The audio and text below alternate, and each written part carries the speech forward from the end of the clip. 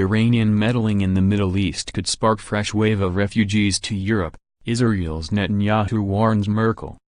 Israeli Prime Minister Benjamin Netanyahu warned German Chancellor Angela Merkel today that Iranian meddling in the Middle East could touch off massive new refugee flows to Europe, as they clashed about the future of the nuclear deal with Tehran.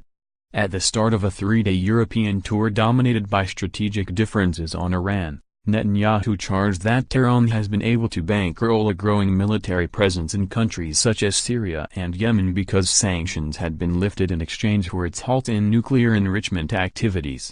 Iran wants to basically conduct a religious campaign in largely Sunni Syria but try to convert Sunnis, he said at a joint press conference with Merkel.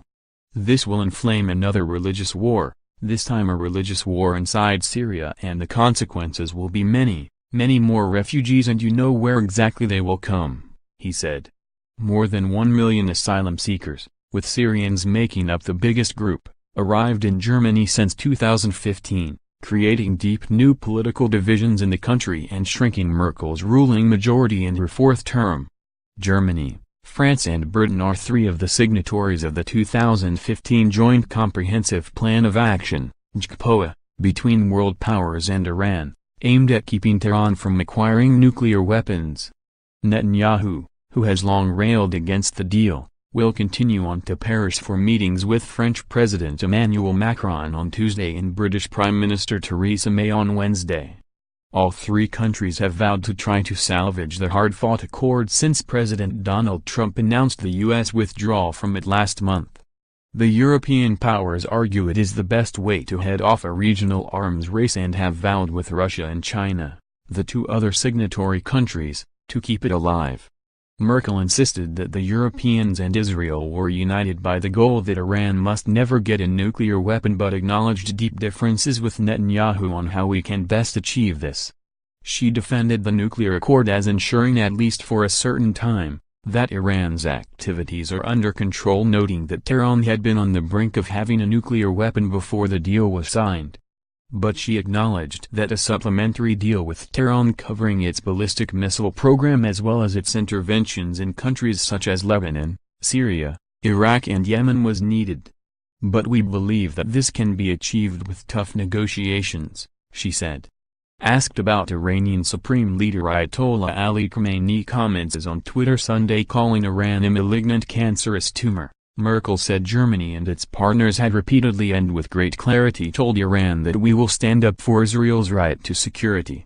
Western powers view Iran's involvement in its neighbors' affairs as destabilizing for the region, while Israel sees it as a direct threat to its existence. Foes Iran and Israel have been kept at bay for decades. However, an unprecedented May 10 escalation in Syria that saw Israel bomb alleged Iranian targets after blaming Tehran for a rocket barrage has sparked fears of open war. Israel is considered the leading military power in the Middle East and believed to be the only country in the region to possess nuclear weapons. The visit to Germany, traditionally Israel's closest European ally due to the enduring responsibility Berlin accepts for the Holocaust, comes at a time of further diplomatic tensions.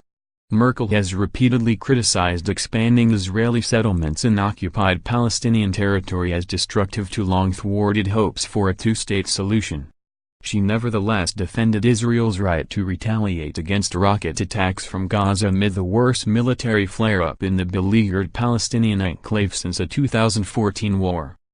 Netanyahu thanked Merkel for her efforts to fight a resurgence of anti-Semitism in Germany stemming from homegrown extremists and the massive influx of Muslim asylum seekers since 2015. Alexander Gauland, a leader of the far-right Alternative for Germany, the biggest opposition party in parliament, unleashed a storm of protest at the weekend when he described the Nazi period and the Holocaust as little more than a speck of bird shit in over 1,000 years of successful German history.